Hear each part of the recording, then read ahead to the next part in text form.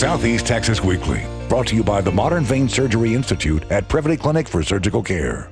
Back to Southeast Texas Weekly. I'm Kevin Steele. Thank you so much for joining us. We appreciate it very much. We'd like to talk politics for the next half hour, and we hope you will join us. Contact us on Facebook and otherwise let us know about your thoughts, questions that we can pose before some of our panelists. Joining us among those panelists today, Nicole Conklin on the right, the GOP activist involved with the Republican Party of Jefferson County. Good to see you, ma'am. Good to see you. Haven't seen you for a couple of weeks. Nathan Buddy Reynolds here with the Reynolds Law Firm. Kevin. And, of course, James Shannon with the Beaumont Examiner. Great to have you once again. Let's begin with this matter of the Benghazi Select Committee, the committee designed to look into whether there was wrongdoing on the part of the U.S. government as it relates to the attack in 2012 of the compound in Benghazi. Give us your thoughts. Maybe I'll start with you, Mr. Shannon. Your thoughts on whether McCarthy is right in his comments that seem to imply that that the former or the future House Speaker, I'll say, almost at least the presumptive Speaker, actually is trying to make out as if he was involved in discrediting Hillary Clinton by forming this committee. Clearly, that's the intent here. And if you think back over the history of this country, how many secretaries of state are personally responsible for security at various embassies and consulates? And the fact that she somehow did something to cause the death of these 4 Americans is just ludicrous. But guess what? You repeat a lie often enough, people will start to believe it. Lenin and Joseph Goebbels pioneered that technique. It's called the big lie. Say it over and over and over, and it starts to become true in some people's minds. You're saying John Boehner, Kevin McCarthy, it can be equated to the Nazi regime? No, only to the extent that they understand the value of political propaganda and are willing to use it for their aims. The exact quote from Kevin McCarthy, the future House Speaker, and let me give you one example. He said, "Everybody thought Hillary Clinton was unbeatable, right? But we put together a Benghazi special committee, a select committee. What are her numbers today? Her numbers are dropping. Why? Because she's untrustable. But no one would have known any of that had we not developed the committee." Is that dirty pool? Is that just playing politics? I think it's politics, where you're going to expect to hear things like this. But it wasn't designed, the system was designed so that if there was wrongdoing within the U.S. government, that we would get to the bottom of the system. Many things can be twisted. Many things can be twisted around. You can be saying the truth and saying that's exactly the reason why you did it. There's always going to be someone who's going to come up and want to do the conspiracy theory behind it and say, well, this is the real reason. It was done to discredit someone, or it was done to take the focus off of someone else or something else. So you're admitting it was a political move on the part of the Republicans? I'm not admitting it isn't a move on the part of the Republicans. What I'm just saying is that whatever it is, I think that you can look at it from 2 different sides, and who really knows what the truth is. Was it naked politics, Nathan? That comment was in response to Sean Hannity pressing Kevin McCarthy on what has the Republican Party done. And I knew it all along. He said, look what we've done. We've given you Hillary on a silver platter. We formed this committee.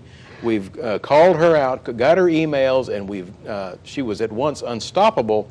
Now her numbers are dropping in the polls, so that's our accomplishment. Were you shocked by the decision by Speaker Boehner to step down, and does this cast doubt on whether Kevin McCarthy of California could be a good speaker? I was shocked when I heard that he was resigning, but and then when they were actually courting someone else, I was shocked that he pulled his name out. So now here we are with McCarthy. So it's going to be interesting to see how this plays out.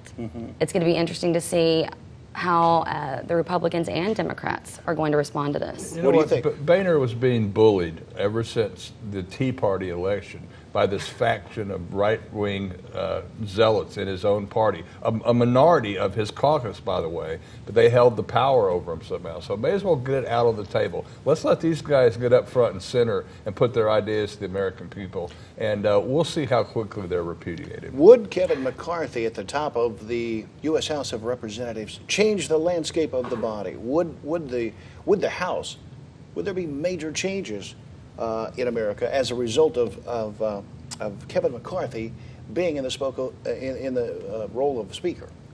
Good question. I don't think You know- anybody sitting at this table or in this room knows enough about Kevin McCarthy. We were just talking about it off camera. I don't know much about him to even say if it is going to make a lot of changes or not. I am interested in following it and seeing what both sides are going to be saying to him stepping up. He's House Majority Leader. Yeah. He has introduced legislation that has been successful in some consensus building among Democrats. Democrats often have been able to work closely with McCarthy. Are you pleased to see a McCarthy as Speaker? If McCarthy is elected Speaker of the House, he will have the least experience of any Speaker for the last 125 years. Mm-hmm. And I think you need the experience to be able to cross the aisle and get things done. He is You a got to get consensus experience builder. somehow. You Well, have you to know get what? experience Nobody somehow. knew anything about Dennis Hastert when he became Speaker, except maybe some members of his wrestling team in high school. Other than that, he was a complete unknown, at least as far as I knew. Do you gentlemen feel as if the Democratic caucus would be more willing to work with McCarthy than Boehner? They say he plays basketball with him. From a Republican standpoint, I think he would be able to pull some of them in and maybe bring everybody to a happy medium. The same radical on things. elements in his own party that stampeded Boehner are already on the march against McCarthy. If they think he's one of them, they'll put him in there until the first time he disappoints them and doesn't shut down the House over Planned Parenthood or Obamacare or whatever their issue of the day is. It's hard to work with the Tea Party. I'll give you the last word Goodness. here. What's your view? Will the Tea Party try to bully Kevin McCarthy, and will they be successful if they try to do so? Well, I'm sure they will. That's what they've done. That's what history shows us. I don't think they'll be successful. I think there'll be an impasse, there'll be gridlock, which is what's happened since the last election. Nothing gets done. And not only gridlock, possibly within the full body of the House, but possibly gridlock in just the Republican conference. Yes, absolutely. All right, we'll be back with more on Southeast Texas Weekly. We'll continue to talk politics right after this break. Stay with us.